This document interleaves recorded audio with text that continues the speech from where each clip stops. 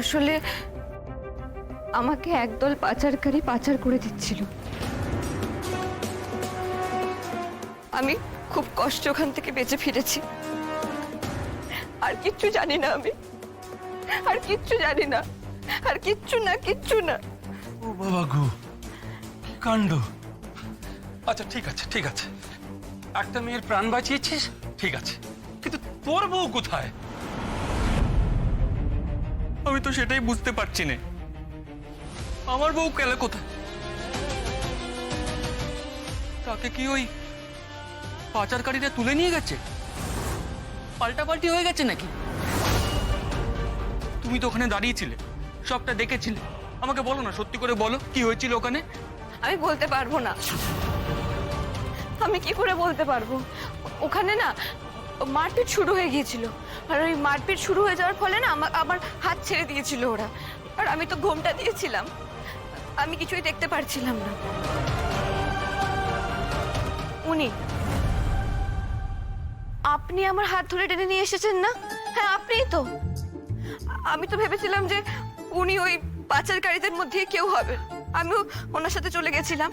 তারপর যখন টোটোয় করে ওনার সাথে আসছিলাম গ্রামের পথ দিয়ে,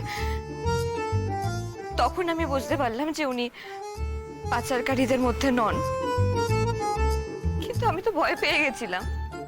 আমি আমি আমি এতটাই ভয় পেয়ে গেছিলাম যে আমি আর মুখ থেকে কোনো শব্দই বেরোচ্ছিল না, আমি কোনো কথাই বলতে পারছিলাম না।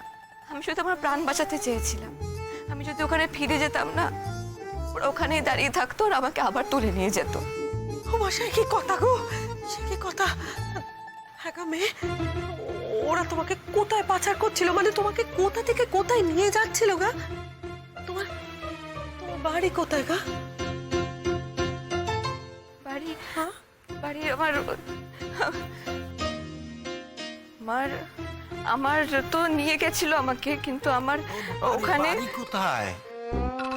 বাড়ি হ্যাঁ, অনেক দূরে, কোথায়?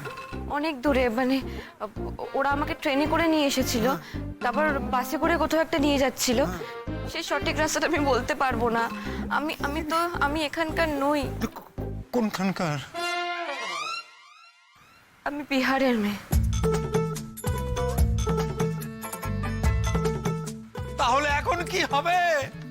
আ- আমি আমি আমি বাকি কথা সব কালকে বলবো। আজকে না আমার খুব শরীর খারাপ লাগছে, আমার মাথা ঘুরছে, আমি আবার অজ্ঞান হয়ে যাবো। না না না না, তোমাকে কথা কইতে হবে না গো বাচ্চা, তুমি বিশ্রাম নাও। কিন্তু তোমার জামা কাপড় তো বদলাতে হবে। তুমি তো মনে হয় সঙ্গে করে কিছু আনো না? ও বড় বৌমা। হ্যাঁ মা। বলছিলাম কি, একে দেখে তো মনে হচ্ছে ভালো ঘরের লেখাপড়া জানা মেয়ে। এর পরার মতন তো জামা কাপড় তেমন কিছু নেই। তা বলছিলাম কি, তুমি না হয় বড় বৌমার কাপড় খানি বদলে নিও, হ্যাঁ কেমন? আচ্ছা, তার আগে তুমি বরং একটু দুধ খেয়ে নাও। হ্যাঁ, গরম দুধটুকু খেলে শরীরে বল পাবে। ও দীপা, জামা দুধটুকু নিয়ে নিয়ে দেখি দেখি, ওষুধ তো দেখি এখানে। কথা কইতে হবে না মা, তুমি তুমি বিশ্রাম নাও।